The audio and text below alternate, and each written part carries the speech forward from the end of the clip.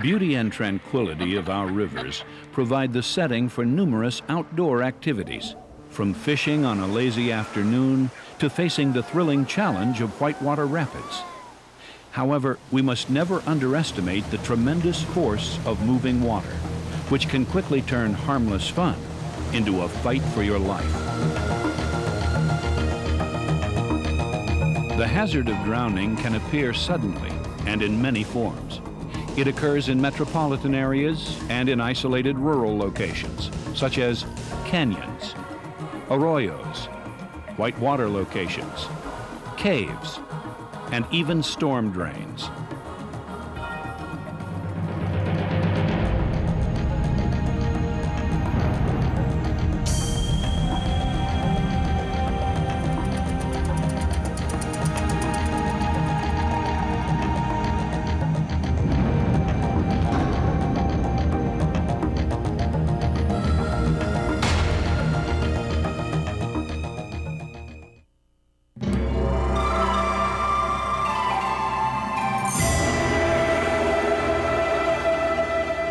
Some of the most popular vacation spots in the western and southwestern United States are canyons. Each year, thousands of campers, hikers, and other outdoor enthusiasts explore the narrow valleys and gorges found in canyons. However, when raging floodwaters roar through these narrow channels, these popular spots can become death traps. First came the lawn furniture, and then came the live gas tanks off of campers and stuff, and then came the saw logs and the wood piles, and then came the cars and the trucks and the campers, and cars had lights on them and the people in them, and the lights are still on them. There was people in them, and you couldn't even get close to this because of all the debris coming down. There's no way to help any of them. No way, no way. And you couldn't even hear them scream, thank God, because the roar was so bad. A flood is an overflow of water onto normally dry land. Flooding is long-term, lasting for days or weeks. A flash flood is caused by heavy rainfall in a short period of time, generally less than 6 hours. Flash floods can develop quickly when you least expect it. They can form from intense thunderstorms at the upper end of a canyon, sometimes many miles away. Although you may be in the lower end of the canyon, enjoying sunny skies, danger could be racing toward you at that very moment. Flash floods in canyons are so localized and powerful, they carry boulders, rocks, trees, and anything else in their path. People don't just drown in these kinds of flash floods. They are also beaten to death by the moving debris. Visitors to popular spots like Zion National Park and other canyons need to be constantly aware of changing weather conditions to ensure a safe outing.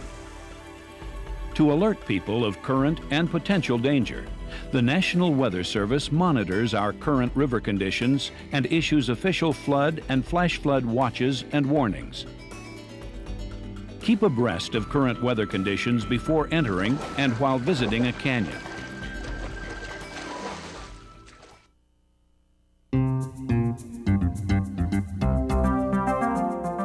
An arroyo is a flat-bottomed, normally dry stream bed forming a channel, usually found in the semi-arid western United States. They can be many miles long.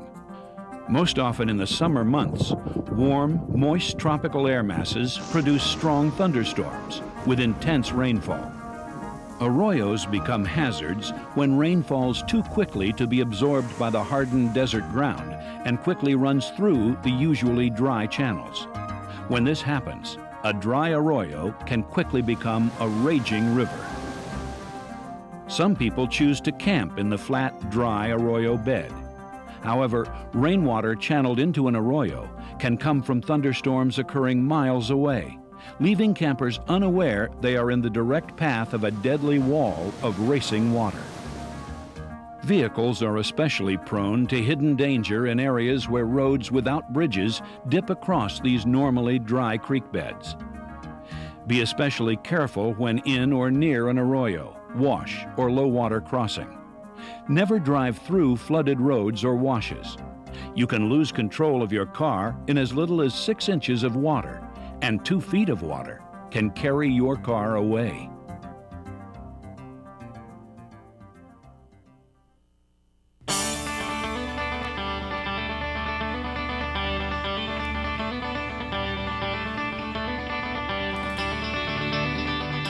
In recent years, whitewater rafting has become a popular adventure sport. Riding the swirling waters or navigating around standing waves are exciting ways to enjoy the outdoors. There are dangers associated with fast-moving water, but with a little common sense, rafters and kayakers can enjoy a safe day on the river. Swollen rivers from rain, melting snow, or scheduled dam releases can provide for exciting whitewater rides. Increased river heights produce a faster, more powerful flow. Rafters need to know current river conditions to avoid potential mishaps. Usually, it is the novice adventurer without professional guidance who gets into trouble. Last weekend, when 3 river rafters went over the edge, sucked into water churning so furiously, it ripped off one of the rafters' life jackets. It's the pressure, tons and tons of water pushing against a human being. The tons of water usually always win. There's a lot of big waves. There's also the cold water, hypothermia is a big factor too. It's good, exciting flow right now. You just gotta run it safely and you shouldn't have any problems. Depending on weather conditions, water levels vary throughout the year, making certain times better for rafting than others. The character of a river may change depending on the height of the river and shape of the channel. Deep water moves at a different rate of speed than shallow water. Different depth levels on the same river can change its characteristics, presenting a dangerous situation to the less experienced rafter. This is what not to do when you fall out of the raft. Never. To provide for the safest trip, utilize the services of professional whitewater rafting guides who are experienced and understand the characteristics and dynamics of a river. Depending on the river conditions, professional guides will make adjustments in the size of rafts and even the number of people in a raft to ensure your adventure is a safe one. Before venturing on rivers, whitewater enthusiasts should always listen to local National Weather Service broadcasts over NOAA Weather Radio to hear the latest river conditions and weather forecasts.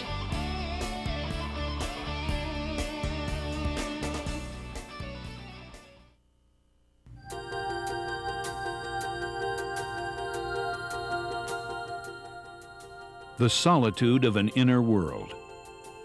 The allure of exploring wondrous places where few people have ventured. The appreciation of geological formations, and even the fluttering of bats add to the mystique of caving and attract many enthusiasts. But caving has its own inherent risks.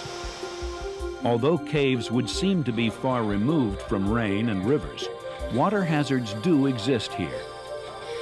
Most caves are damp or wet, and many have active streams. But even dry caves can flood from rains, and not necessarily from heavy downpours. An all-day drizzle can raise water to dangerous levels, first saturating the ground, and then permeating down between the layers of rock, flooding a cavern with water. Other caves have outside streams, which even under normal weather conditions go directly into a cave. Rising water from rain can flood a cave within minutes. If the stream drains a large area outside, localized thunderstorms that are miles away from the cave can cause it to flood, creating an underground tomb for the unfortunate people trapped inside. Here are some things to remember about caving. Water levels can be low in some sections and high in others. Water levels can rise very fast, but be very slow to recede. There can be a long delay between the time it rains and the time it actually floods. In caves where you go through crawlways or spots with little airspace, it doesn't take much water to cut off your exit. Careful attention must be given to the weather conditions prior to entering the cave. Listen to NOAA Weather Radio before entering a cave. In a lot of situations, when rain or thunderstorms are in the forecast, the safest thing to do is just stay away. Know your caves. Know which caves are subject to flooding and which are not. To avoid drowning, hypothermia, or injury, safety must always come first. With some precaution, cavers can expect a safe adventure.